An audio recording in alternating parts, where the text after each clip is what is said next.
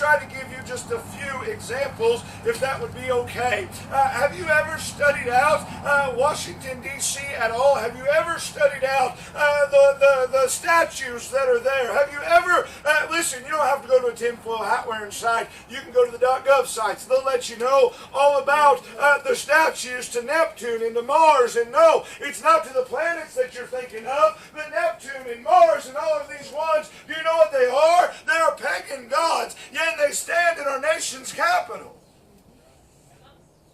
Why do you think that is? It's just because it's cute and cuddly, right? It's just because somebody was being nice and wanted to gift it to us. Is that what it was? Somebody down through the line believed that they were going to garner some sort of protection, some sort of power, some sort of something by recognizing these pagan gods, or else they would not be there. If you look at our Capitol buildings within our entire nation, almost every one of them, every state Capitol building is built to look like a Roman temple to the pantheon of God. I think it's a fair question to ask why. Why does it look that way?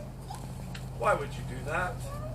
Why would so many people in politics run on a Christian platform, yet nobody address the altars and the high places, if you will? Why would nobody say, let's go, you know what? God never really was pleased whenever people had them pagan god statues. Like, maybe we ought to get rid of that. Why? Why nobody addressing it, brother? Why nobody looking at it? Have anybody ever, and listen, I told you it's going to get uncomfortable. We're going to wrap this up and it's going to be really good at the end, okay? Some of y'all looking at me like I got two heads. It's okay. You go look. It's all there. I'm not making nothing up. You go and you'll look into the UN. Have you ever looked at the black ore rock that's in the prayer room?